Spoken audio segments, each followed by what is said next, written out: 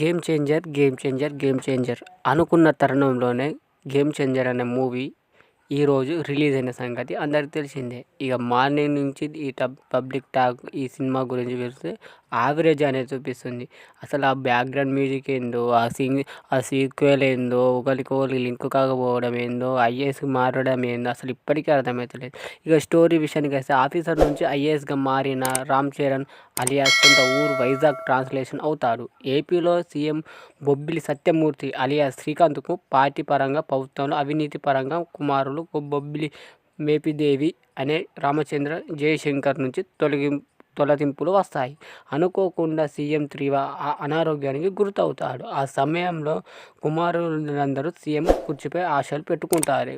కానీ సీఎం సత్యమూర్తి మాత్రం రామ్ చరణ్ నంద ముఖ్యమంత్రిగా తన కుమారుడిగా ప్రకటించాలని చూస్తాడు.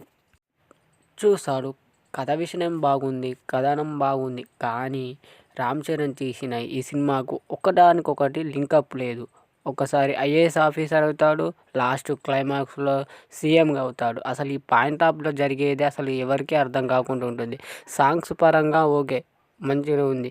కానీ సినిమా మాత్రం కొంచెం డిజాస్టర్గానే అనిపిస్తుంది. స్టోరీ కథనం నచ్చలేదు భయ్య. అప్పుడు బ్రహ్మానందం కామెడీ కొంచెం ఉంటుంది, కానీ ఎందుకు పెడతాడో అది రీజన్ అయితే మనకు అర్థం కాదు. ఇక చూడాలి భయ్య. వన్ టైం చూడడానికి ఈ సినిమా బాగా నచ్చుతుంది, కానీ రిపీట్గా చూద్దాం అంటే ఏం నచ్చదు. కానీ యావరేజ్ భయ్య. కానీ దీనికి 1000 కోట్లు అనే టార్గెట్ అయితే ఏం లేదు. వస్తాయి, ఒక 500 కోట్ల దాకా వస్తుంది. కానీ అంతగానం ఎక్స్పెక్ట్లు పెట్టుకున్న దానికి దీంట్లో అంతగానం ఏం లేదు. రొటీన్ స్టోరీ, రొటీన్ కన్క్లూషన్ అంతే. Thank you.